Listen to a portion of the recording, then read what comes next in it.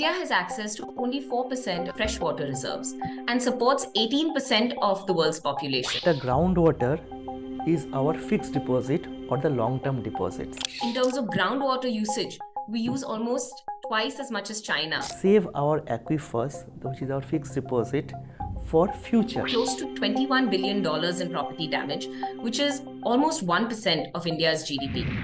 If rainfall levels drop 100 mm below average, farmers can lose income up to 15% in the Kharif and 7% in the Rabi seasons.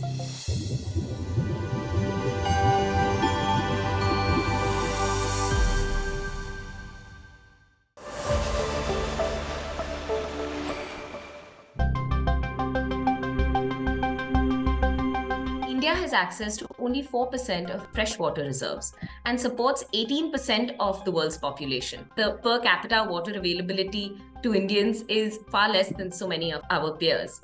Added to that, the use of our water isn't the most efficient. In India, we use 80% of our freshwater reserves in agriculture, whereas China, South Africa use about 64 to 62% for their agricultural needs. When I compare it to Brazil, India uses 2 to 4 times the amount of water to grow 1 unit of a food crop. And in terms of groundwater usage, we use almost twice as much as China. The groundwater is our fixed deposit or the long-term deposits, especially the aquifers. The water which are available through rain or the surface water, it is more like our current account or the savings account. So we should focus on spending more on savings account and current accounts and save our aquifers, which is our fixed deposit, for future. I always believe that the time has come that water is going to drive the entire economy. If you do not address water security, there is likely chances of 6% GDP loss by 2050. But at the same time, if you invest on water security, every year you can add on 1% to the GDP. So you can easily understand the value of the water.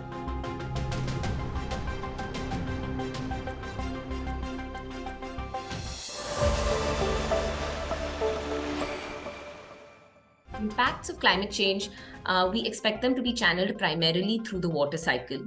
This will affect health, agriculture, income, and property. On the health front, in 2016, our country reported the highest number of deaths due to extreme weather and suffered losses of close to $21 billion in property damage, which is almost 1% of India's GDP. Regards agriculture, if rainfall levels drop 100 mm below average, farmers can lose income up to 15% in the Kharif and 7% in the Rabi seasons.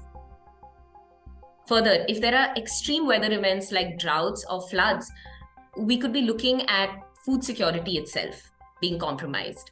When these kind of extreme weather events happen and water systems are disturbed, be it through the food crisis or displacement, we see many communities are subject to migration, which leads to conflict. It also leads to exacerbated inequalities between those who have and those who don't.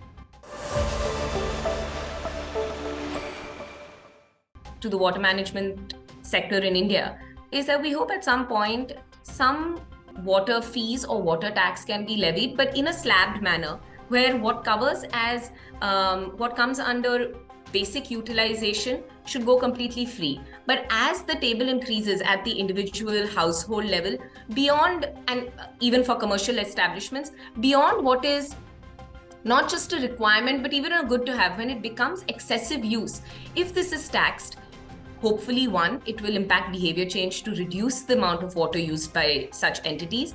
And two, the revenue earned from these systems can help us improve our water infrastructure and employ new technology solutions to improve the way we store and manage water better.